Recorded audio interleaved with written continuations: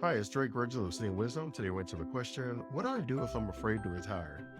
Now, for some of you, you're sitting there thinking, why would I ever be afraid to retire? And I think it's fair to say that it's not that we're afraid of not working and how we're going to retire back, but sometimes we're afraid of other things. And we're going to talk about the top 5 reasons that people are concerned with their retirement. And we're also going to give the solutions to them so that you don't have to worry about that. The number one reason, hands down, is money. People are worried whether they'll be able to maintain their lifestyle. People are worried whether they'll be able to pay their bills. They're worried about whether they'll run out of money. We've been living for a pretty long time receiving a paycheck every month, every week, every 2 weeks. And the idea that we're going to start receiving a monthly paycheck, but we're still going to receive bills every single month is not something most of us are comfortable with. And that's why the number one thing you have to do to get rid of your fear of retirement is to have a financial plan in place.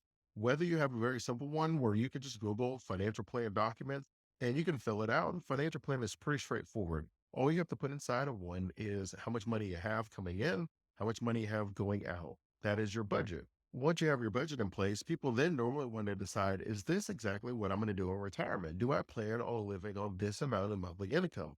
Now, for the average person, we live on about 80% of what we make currently. That's normally going to be our retirement income needs. Now, for you, that number could change. You may move to a lower cost of living state. You may move to a higher cost of living state. You may have a significant lifestyle increase where you want to travel and you want to do different amazing things that you just haven't done in a while. Or you're on the opposite end of that and you've already been traveling and you've already gone to all the amazing places. And regardless of what your situation is, you just want to look at whatever that retirement income need is, and then you want to increase or decrease it. If you're going to increase your lifestyle, then you need 120% of your current income. If you're going to decrease your lifestyle, then maybe you only need 60% of your current income, but you're going to want to make that change.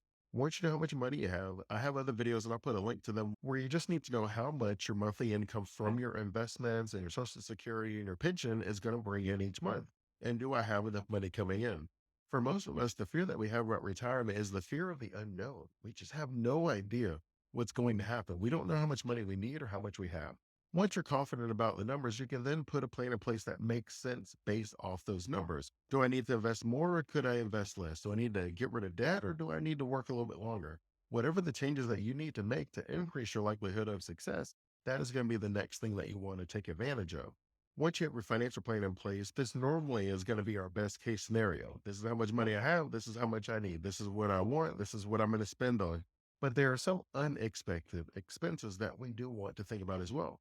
The stock market isn't always going to go up. It's not always going to have this great performance. There are going to be times that we have to spend our money on unexpected expenses, and we need to be prepared for those. Normally, that's going to be around healthcare. As a result, the second thing you want to do to make sure you're not worried or afraid to retire is to have a healthcare plan in place. Those of you that watch this channel every week are well aware that having your perfect dream retirement is not something that happens by luck. It is something that happens by us putting intentional steps in place that increases the likelihood of success. As the Bible puts it, the race doesn't always go to the swift. And all that means is there's a little bit of chance and luck that happens in every situation. That as someone who has a great thumb and enjoys planting trees, and my kids, we'll take seeds from apple trees and we'll plant them. We'll take seed from plums and plant them. My dad has a bunch of mangoes in his yard, and we'll take some of the mangoes and we'll plant those. We plant things. And the reality is, every seed doesn't become a tree. There's just a little bit of chance in the calculation. There's nothing that I can do that will give me a 100% chance of success. But I do know that I can give myself a pretty high likelihood of success. That there are certain steps that I know if I take, it increases the likelihood of my seed not molding, of it not drying out, the right soil, the right temperature, the right environment, the right amount of shade, that if I do all these things, I give myself such a high chance of success that I'm not worried about the small chance of failure. And that's how you should feel about your retirement plan. When it comes to your healthcare, we know that 70% of people 65 and older will have at least one long-term care episode. That's just based on the numbers. We also know that the numbers show that that's about $35,000 a year on average. Whether you have someone come to your house, like a home health aide or a licensed nurse practitioner, or whether you go to someone for physical therapy, or whether we're in like some sort of a community or a nursing home, we know that on average it's about $40,000 a year, and we know that it averages about 3 years. As a result, that could implode someone's retirement plan. Whatever retirement plan you put in place, if we don't consider the overall healthcare expenses, and I'll make another video where I talk about the different levels of Medicare, Medicare A, B, C, and D, and we'll talk about what the average monthly expense will be in 2024 so that you can allocate the money towards that. but we know how important our health is going to be to our retirement. For most of us, the way that we envision our retirement lifestyle, the way that we imagine it to be, we're probably walking, we're probably visiting places, we're on the beach, we're traveling, we're doing all these amazing things, we're mobile, we're moving. That probably requires us to be healthy. And so you want to have a health plan in place and you want to have it on two levels. One is I need to have the money to make sure I can invest in myself to maintain my health, right? The likes of LeBron James, they talk about how him and Tom Brady would invest millions of dollars in their body every single year.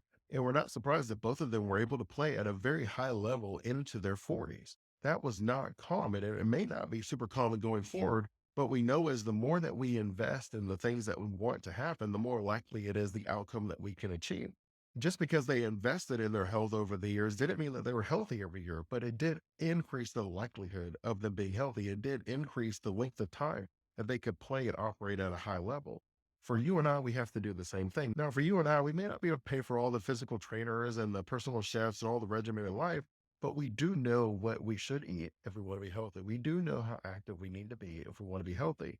And if you want to enjoy your retirement, then go ahead and put a health plan in place that increases the likelihood of success, that you will be able to enjoy your retirement. And there'll be one less thing that you have to worry about. And if you are someone who's considering retiring in the next 5 years and you want to be happy and not worried about it, well, then just go to obsidianwisdom.com and you can schedule your own complimentary appointment and I can see how I can help you. Number three on our list is emotional preparation. You guys have heard me say wealth is so much more than riches. And for many of us, we're worried about retiring, not because of the money, but because we think if we retire that we don't have a purpose and then we're going to die.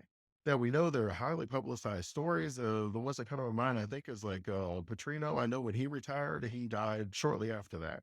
And I think Bobby Bowden, some people will say, shortly after that, he had passed too. No, those are two college football examples, but you guys know sports is pretty much the only thing I watch on TV. But we do know that there is that feeling out there that if I retire, then I'm going to have nothing to do, and idle hands is the work of the devil. And if I have nothing to do, then I'm going to die, that I have to have some sort of purpose. And I know lots of people that work because they're not sure what they want to do after they work. And so they just keep working because they don't want to be sitting around the house bored all day. And they don't want to feel like they're going to die as soon as they retire. And they don't want to lose all the relationships and all the friends. There's so much that goes into the emotional decision, the psychological decision of retirement, that many times we talk about the money a little bit too much and sort of at a disservice. Now, you guys having dealt with me, you know that I'm big on having goals that I believe. Write down the 50 things that you would love to achieve in life. And then let's see how many of those things we can do this year. Because you'll be surprised at how many of those things that we believe have to be done later, that could actually be done this year. And then you'll put a group of maybe 3 to 5 years, and then you'll put a group of things that take 5 to 10 years, and then maybe put a group of everything that takes 10 plus years. And then we can work on a plan to achieve that. And visually, the way that we would describe that is there is this bucket, right? And there's this bucket, and they have the stones, and they have the pebbles, and they have the sand. And they ask you to put all three in the bucket. And the way that you visually would want to understand it is you have to put the big boulders in first, and then you put the pebbles in second, and then the sand will fill in all the crevices. Well, that's how our life is. I'm someone who believes that we can probably achieve three spectacular goals, three life goals, things that will take 10 years or longer. But the only way that we can do that is to have our short term and our medium term goals align with our long term goals. Oftentimes, we're too short sighted where our short term goals are hindering our ability to achieve the long term goals.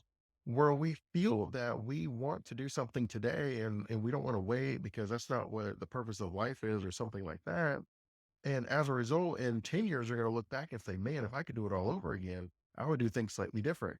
In 20, 30 years, you're going to look back and say, yeah, I really would have did something slightly different. And for many of us, I tell people, if your long-term goals aren't aligned with your medium and short-term goals, it's unlikely we're going to achieve the long-term goals because we have to line it up in a certain way. For many of us, the discomfort we have about retirement, the fear and anxiety we have about retiring is because we don't have that emotional buy-in yet to our retirement. That's why goals are so important. That's why it's the fourth thing on the list to help you get the emotional buy-in. Once you put the goals in place, you're then able to say, okay, I know what I'm working towards. These are the three big lifetime goals that I'm trying to achieve. And every tiny step that I make towards that goal is increasing my likelihood of success, my purpose, my satisfaction, my joy, my happiness. As you guys know, I believe the book it was Happiness by Design. And the author talked about there was really two things that drove happiness. And he said it was pleasure and purpose, that we have to have a certain allocation of our time towards pleasure and purpose, where your purpose should be the majority of the time that you spend. Because, for example, for me, I would enjoy eating a donut. That would bring me immense pleasure. But I know it's not the most healthy thing for me. I know that the sugar is not increasing my likelihood of success, of enjoying my retirement, of being healthy. I know that spending time with my kids brings me pleasure and purpose. So when I do more things with them, it helps me in a variety of ways. I know that the work I do with financial planning, where I help people to achieve their life goals by helping them worry less about money and prioritizing how they allocate their time, that brings me pleasure and purpose. I know that when I was teaching kids in middle school and high school, that brought me pleasure and purpose. I enjoy certain things. I'm an educator at heart, so I enjoy teaching. That's why we have the YouTube channel. So I try to do a lot of things that bring me pleasure and purpose, and it helps me a lot. And for you, you have to figure out what that is for you. What is something that brings you pleasure and purpose? And that leads us into the fifth and final reason that people are afraid to retire. And that is we don't have the social network set up. That all of our friends, acquaintances, all the people that we talk to, they are tied to the work that we do. And so we feel when we retire that we're not going to be able to talk to anybody ever again. And we're social people by nature, so we sort of are worried about that. Am I going to lose my friends? Am I going to lose the people that would reach out to me and ask me for recommendations and insight? Maybe I managed the team and they needed a mentor and I mentored them. Does me retiring take away some of my identity that I have attached to myself, where I am a director or a manager, that I work at this company where a part of my identity is now being left? So what does that make me now? And for many of us, we have to rebuild our identity as we go into retirement, whether that is building relationships outside of work, where you can talk to people about things that don't have to do with work. If I had a dollar every time I went out somewhere, the people were talking about work, and I was like, what is wrong with you guys? Talk about something else. And because of that, when we think about retiring, we're trying to figure out what in the world am I going to talk about? I have no idea what I will talk to anybody about because I only talk to the people I work with about work. And for many people, all you have to do is look back at number four, which is the goals. And then if you start spending your time on these activities, you then have those things to talk about. Sometimes the reason we only talk about work is because that's the only thing that we're doing. Sometimes the only reason we talk about our kids is because that's the only thing that we're doing outside of work. But as we do more things, then we'll talk about more things. And so for you to get rid of that fear of retiring, you have to build these relationships outside of work. Can you go walking with these people? Can you invite some of these coworkers to outside work activities and tell them we're not allowed to talk about work at all? There's no mentioning of work. We cannot talk about work one iota. And if they agree, then sure, great. Go see a play or a concert, go on a walk, go travel somewhere, go to the mall, whatever you want to do it with them outside of work. Build these relationships. I also find that volunteering works really well for people, where you find people that already have that one thing in common. So now you already have something that you can talk about. So whether it's baking and then you guys meet and you talk about baking, sure, you may talk about where you retired from if everyone's in a retirement group, but that doesn't become the majority of the conversations. Very soon, you'll only talk about the other activities, what your life is, and you'll have all these connections. There was a Harvard study that was done, and it was measuring happiness, and they found that the number one measurement of happiness of these people that they followed over 50, 60, 70 years was the relationships and connections that they had. That even if they had someone that they argued with all the time, where on the outside looking in, they didn't have the best relationship, they had a certain mutual understanding that they had each other's back. And the social connection was the number one indicator of the level of happiness they had. And so for you and I, us just being social creatures, they always say us and the dolphins that we're very social creatures by nature. I've never been in an aquarium and talked to a dolphin, but that's what they say. So I'm going to say it. If you're someone that's like, Trey, that's not true, that's fine. Put in the comments that it's not true. I don't honestly know, but people say it all the time. So I'm just going to repeat it because I don't think it matters in this particular instance. But we know that there are certain creatures that need to have connection and that humans are one of them.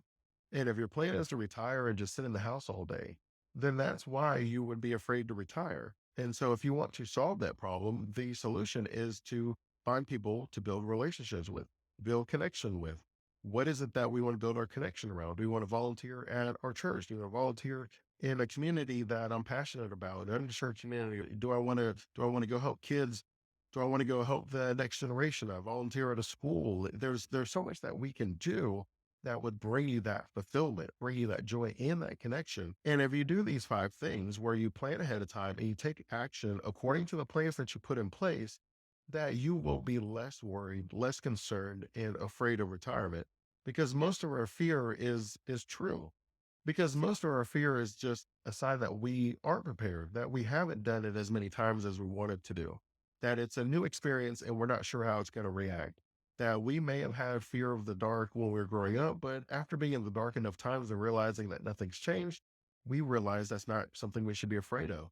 Where sometimes it's not even that we experienced it enough times, is as we grew in understanding, we knew that turning off a light couldn't logically create a monster, right? So then we logically decided this is not a reasonable thing to be afraid of.